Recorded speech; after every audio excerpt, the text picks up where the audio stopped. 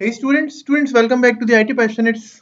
After a very long break, again मेरे लिए बहुत long break था because मुझे आदत नहीं है एक तो इतना टाइम किसी भी अगर मैंने किसी भी एक certain thing को start किया है then उससे दूर रहने के लिए मुझे बहुत ज़्यादा एक आदत नहीं है मैं used to नहीं हूँ but for certain reasons हमें कुछ टाइम के लिए break लेना पड़ा but from today from today's class हम ऑब्जेक्ट ओरिएंटेड प्रोग्रामिंग को स्टार्ट करने लगे एंड ऑब्जेक्ट ओरिएंटेड प्रोग्रामिंग से पहले हम सी शार्प को कवर कर रहे थे। अगर आपने सी शार्प की क्लासेस को नहीं देखा है, इस वीडियो के एंड पे मैं एंड स्क्रीन इंशाल्लाह अवेलेबल कर दूंगा, आप वहां से देख सकते हैं। And the second thing is कि आप अगेन डिस्क्रिप्शन में भी चेक कर सकते हैं, आपको वहां पर भी इंशाल्लाह लिंक्स मिल जाएंगे प्लेलिस्ट के। आई एम ट्राइंग कि मैं डिस्क्रिप्शन को बाय द टाइम अपडेट करता रहूँ और उसके अंदर जो भी हम रीसेंट वीडियोस के ऊपर काम कर रहे होते हैं या रीसेंट जो भी हमारे पास लेक्चर्स अवेलेबल होते हैं, जो रिलेटेबल टॉपिक्स होते हैं, मैं ट्राई कर रहा हूँ कि मैं उसको ऑर्गेनाइज करने की कोशिश करूँ बेहतर से बेहतर।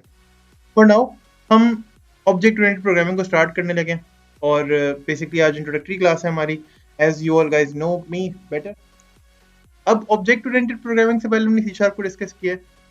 मैं पहले बताते चलूँ कि सी शार्प अभी एंड नहीं हुई है। ऐसा नहीं है कि हमने सी शार्प की सीरीज को बिल्कुल ही खुदा हाफिज या टाटा बाय बाय कह दिया है, हमने उसको अभी एंड नहीं किया है। अभी सी शार्प के टॉपिक्स ऐसा नहीं है कि एंड हो गए हैं, सी शार्प अभी भी मौजूद है, सी शार्प अभी भी बेसिकली बाकी है, रहती है। और शायद मैं ऐसा नहीं कह सकता कि मुझे कम्प्लीटली सी शार्प आती है, या मैं शायद ऐसा नहीं कह सकता कि मैं आपको 100% सी शार्प सिखा सकता हूँ या मैं बढ़ा सकता हूँ। But again I can at least try, or we can at least try to understand most of the concepts, ठीक है। यानी हम इतना तो कम से कम कर सकते हैं कि हम वो तमाम कॉन्सेप्ट्स कवर कर लें सी शार्प में जो हमारी हेल्प कर सकें कि हम आगे अगर हमें कोई नया कॉन्सेप्ट, कोई नई चीज़, कोई नई थिंग सीखनी है सी शार्प में, एटलीस्ट हम उसे ग्रैब कर सकें आराम से।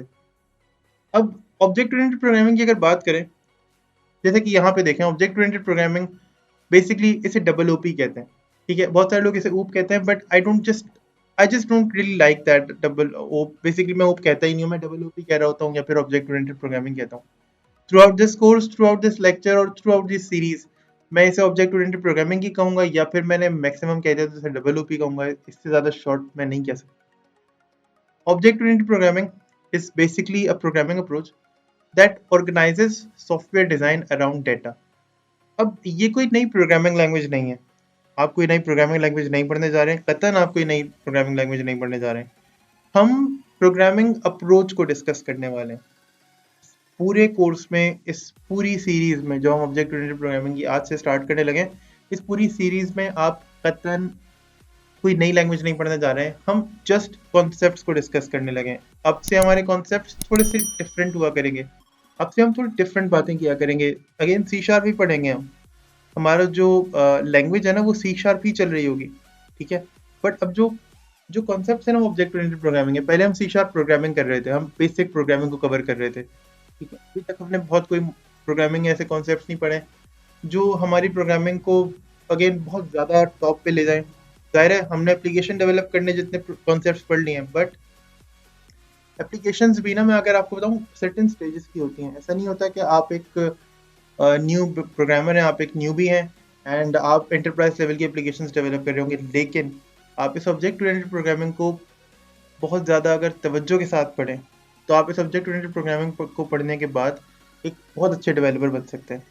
Understand now, object oriented programming की बात हो गई, ठीक है। हमने कहा कि ये एक अप्रोच है। ये क्या करती है, rather than functions and logics, ये डेटा के गिर्द घूमती है, ठीक है। यानी इसके जो कॉन्सेप्ट्स हैं, ये जो अप्रोच है ना प्रोग्रामिंग की, ये क्या करती है, ये अप्रोच डेटा के अराउंड जो है ना वो घूमती है। अपना जो पूरा पैराडाइम है ना इस अप्रोच का, ठीक है, वो डेटा के अराउंड बेसिकली मौजूद है, ठीक है। अब जाहिर है आपने लॉजिक्स की बात की, मैंने आपसे कहा कि लॉजिक्स अब कम होंगी, अब फंक्शंस कम होंगे।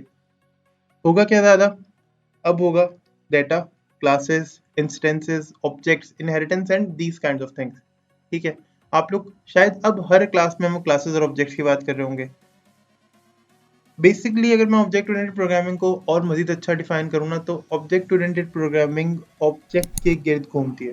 जो रियल वर्ल्ड ऑब्जेक्ट्स होते हैं ना, ये उनको फैसिलिटेट करने के लिए मार्केट में आई है, ठीक है। जो डेवलपर्स ने इसे डेवलप किया है ना, ये रियल वर्ल्ड ऑब्जेक्ट को प्रोग्रामिंग में फैसिलिटेट करने के लिए किया। फॉर एग्जांपल, आपने एक सिस्टम है, आप एक सिस्टम से एक स्टूडेंट का आईडी निकालना चाह रहे हैं, स्टूडेंट का डेटा निकालना चाह रहे हैं, तो वो स्टूडेंट किसी एक स्टूडेंट की क्लास को रिप्रेजेंट करता है, यानी एक सर्टेन टाइप ऑफ स्टूडेंट। यही फॉर एग्जांपल ह्यूमन की बात करते हैं, एक ह्यूमन एक कुछ कैरेक्टरिस्टिक्स को रिप्रेजेंट कर रहा होता है, ठीक है, जिसमें लेट से ईट, स्लीप, वॉक, टॉक, ठीक है, थिंक, बिहेवियरल चेंजेस जो कि इंसानों में होते हैं, ठीक है, इन सब चीजों को रिप्रेजेंट करता है ह्यूमन। जबकि अगर आप एनिमल में जाए तो वो शायद ईट स्लीप वॉक को तो सपोर्ट करता हो, लेकिन उसमें बिहेवियरल चेंजेस ना होते हो उस तरह, शायद उसकी थिंकिंग ऐसी ना होती जैसे ह्यूमंस की, शायद उसका हार्ट इस तरह से ना फील करता हो जैसे हम फील करते हैं। वो फंक्शनैलिटी, वो क्लासेस, वो डेटा नहीं है ना उसके पास, ना हमारे पास वो डेटा है जो उनके पास है, ना उनके पास वो डेटा है जो हमारे पास है, ठीक है। सो हम डेटा पे बेस कर रहे होते हैं। यहाँ पर क्या हुआ, ह्यूमन और एनिमल्स की क्लास ही अलग हो गई, किस पर, सिर्फ डेटा की बेस पर, उनके बिहेवियर्स की वजह से।